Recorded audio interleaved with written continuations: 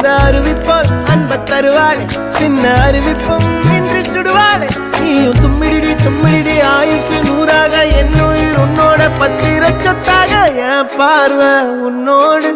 உன் பொம்மை கண்ணோடு பேசாமல் விண்ணோடு நாம் மிதந்து போவோம் காதாரா